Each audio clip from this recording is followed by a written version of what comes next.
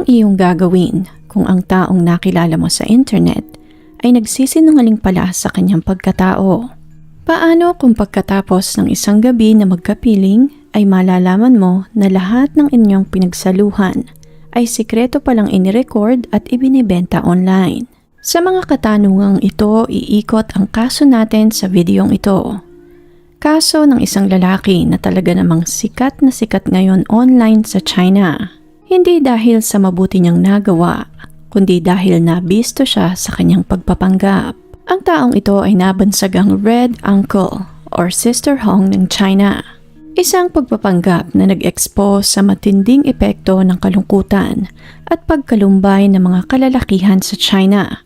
Marahil dahil na rin hindi proporsyon ang bilang ng populasyon, pagpapanggap at napakaraming bayulasyon ng pribasiya. Samahan niyo ako at ating balikan ang kasong ito na bumihag sa atensyon ng halos 200 milyon na tao online. Nagsimula ang lahat sa ilang mga malalabong video na kumalat sa mga Chinese platforms. Sa mga videong ito, makikita ang isang matandang babae na may kasamang iba't ibang lalaki sa kanyang silid. Sa mga videong ito, makikita na tila may edad na ang ginang. Simple lamang palagi ang kanyang kasuotan. Malimit ay naka-turtleneck na pang-itaas, palagi din itong nakapalda ng mahaba. Kapuna-puna ang makapal nitong makeup, pulang lipstick at ang kanyang hanggang balikat na buhok.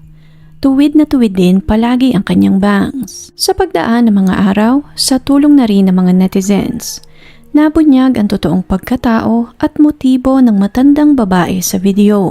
Ang matandang babae na nasa video ay hindi pala totoong babae kundi isang 38 years old na lalaki na may apelidong Jiao. Ang babaeng nasa video ay isang persona lamang na ginawa niya upang manlinlang ng mga kalalakihan. Si Jiao ay nagmula sa Jiangning, Nanjing. Hindi pa malinaw kung saan niya nakilala ang kanyang mga naging kliyente.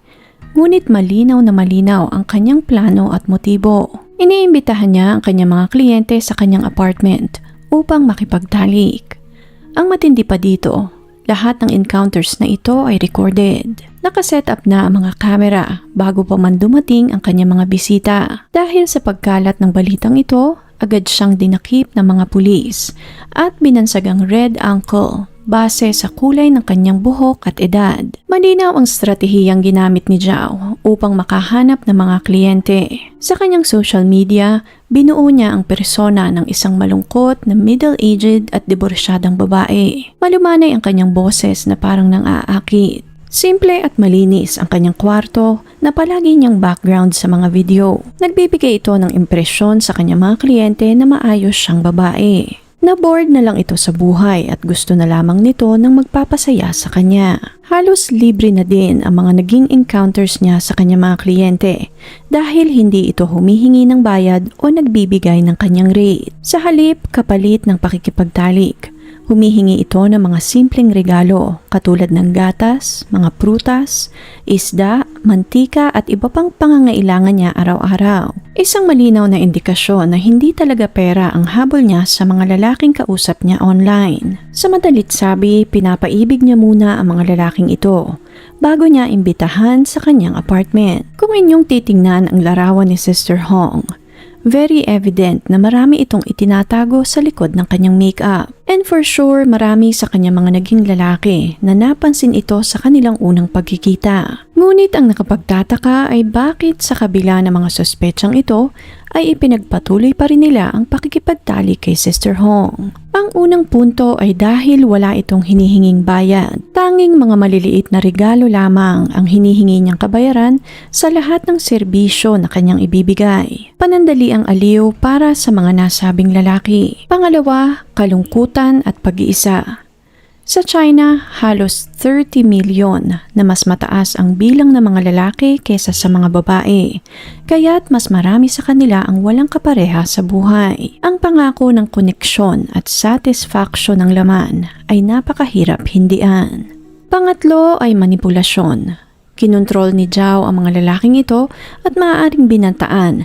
Nahihiyain niya mga ito sa social media. At dahil sa takot, nahulog na rin sila sa patibong at pagsiseduce ni Zhao. Total, isang gabi lamang naman, kaya't bakit nga naman hindi na lamang pagbigyan ang tawag ng laman. Ngunit mas malalim pa dito ang motibo ni Sister Hong. Katulad ng nabanggit kanina, bawat encounter ay recorded. Base sa mga artikulong patungkol sa kasong ito, mahigit sa 1,600 na kalalakihan ang naging kliyente ni Sister Hong. Ito ang mga lalaking nagpunta mismo sa kanyang apartment at naging laman ng kanyang koleksyon ng mga video. May iba pang nagsabi na nakapanood ng mga videos na ang ibang mga lalaking nakatalik ni Sister Hong ay mga sikat, mga influencer, mga professional, ang iba pa nga ay mga foreigner. Sa loob ng 3 taon, nakapag-record si Sister Hong ng halos 6,000 video. Ibinebenta niya ito online ng 150 yuan o halos 1,300 pesos sa ating pera. Kung tama nga ang mga bilang, tinatayang kumita na si Sister Hong ng tumataginting na 7.8 million sa pagbebenta ng mga videos na ito online. Kumalat ang kasong ito sa internet dahil napanood mismo ng ilang mga kaanak ng mga biktima ang kanilang mga videos kasama si Sister Hong. Walang takip ang mga mukha ng mga biktima, kaya't positibo ang kanilang mga kaanak na ang mga lalaking nasa video ay maaaring asawa nila, anak o kapamilya. Sa kasalukuyan ay nasa kustodiya ng Nanjing Police si Sister Hong at nahaharap siya sa patong-patong na kaso at reklamo. Gumugulong pa rin ang investigasyon kaya't hindi pa malinaw kung ano ang kanyang magiging parusa. Nahaharap ito sa mga kaso ng pagpapalaganap ng mga malalaswang video online, paglabag sa privacy ng kanyang mga nakatalik at ang hindi paggamit ng proteksyon habang nakikipagtalik sa kanyang mga kliyente.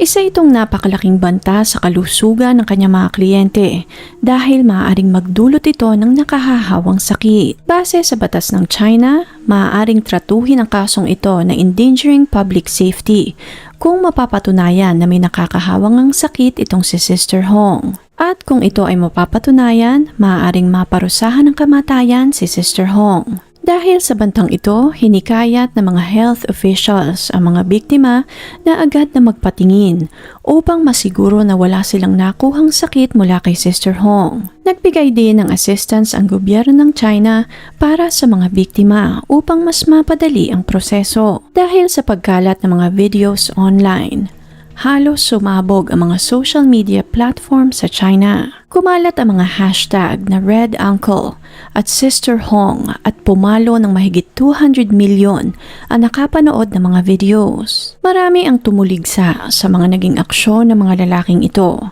Ngunit marami din naman ang dumipensa at sinabing niloko at minanipula sila ni Zhao. Dahil sa pagkalat ng mga videong ito, nagkaroon ng malawakang debate sa China patungkol sa consent sa pakikipagtalik, gender identity, at ang kalungkutan na bumabalot sa napakaraming lalaki sa bansa.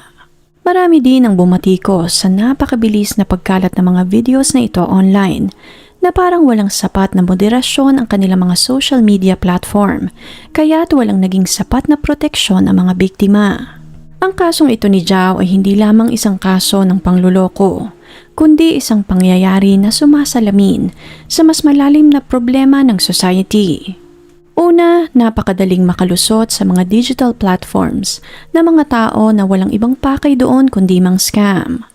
Pinatunayan din ng kasong ito na napakalaki ng gap sa digital law enforcement, partikular na sa pribasiya ng mga tao at ng mga malalaswang palabas. Sa mga puntong ito, maaaring wala ng kawala si Sister Hong. Ngunit ang damage na nagawa niya ay mahirap nang ayusin. Damage na naidulot niya sa bawat kapamilya na mga lalaking nakatalik niya. Ngunit ang pinakamalaking tanong, sa mundo na talamak na ang mga maskara, mga filters, at mga hidden camera, sino pa nga ba ang maaari nating pagtiwalaan? Sino pa ang pwede nating bigyan ng pahintulot sa pinakamaselang bahagi ng ating buhay? Kung interesting po ang kasong ito para sa inyo, please leave a comment and share your thoughts sa comment section below. Please click on the subscribe button and notification bell as well para updated kayo sa mga susunod pang videos. Salamat po and see you on the next one.